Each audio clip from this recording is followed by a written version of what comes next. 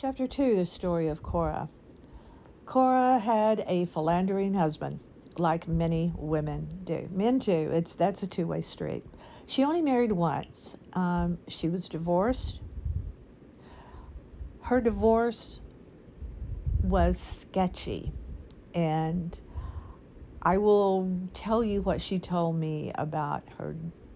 Was it a divorce, or was it not? Her philandering husband, I'll tell you about that later, but he was a charmer. She said he could charm any woman anytime. Now, she never divulged to me what those charms were, but she said he had them. He was very charming, and Cora's personality was the complete opposite of that. She was reticent. She was quiet, and whereas she said he filled up the room with his personality. So one and done, divorced, never remarried, love of her life. That was never really clear to me.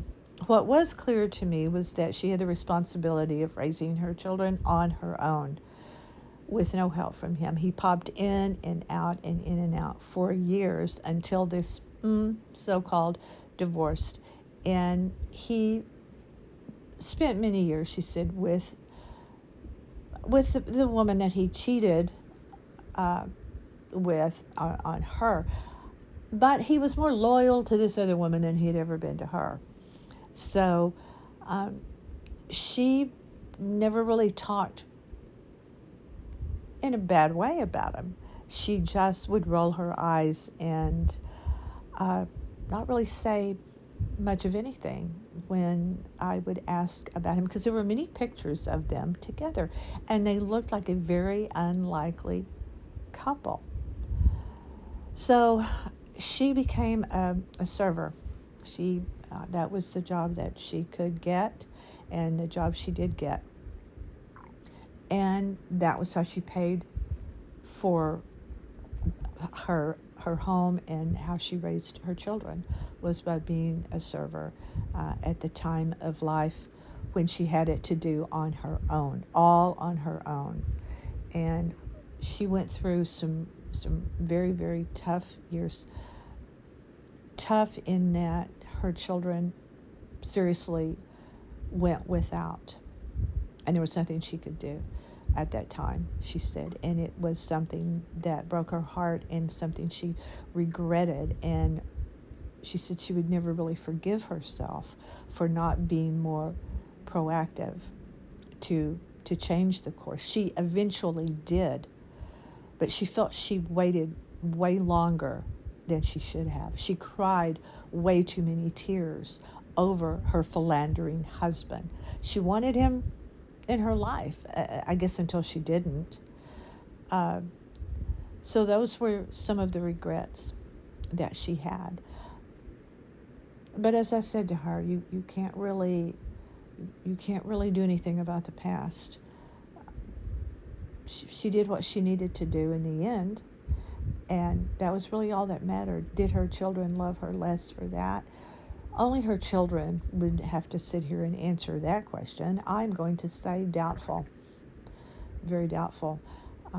Like her parents, like my parents, like all of our parents, we all think of them in the way that we do, regardless of what is said to us by others, what is done. We make our own opinions of our parents, and I'm sure that her children did as well. She was particularly close to her son that was left. As a matter of fact, she blamed herself for breaking up his first marriage. He ended up being married several times, but the first was, she felt, the real love of his life.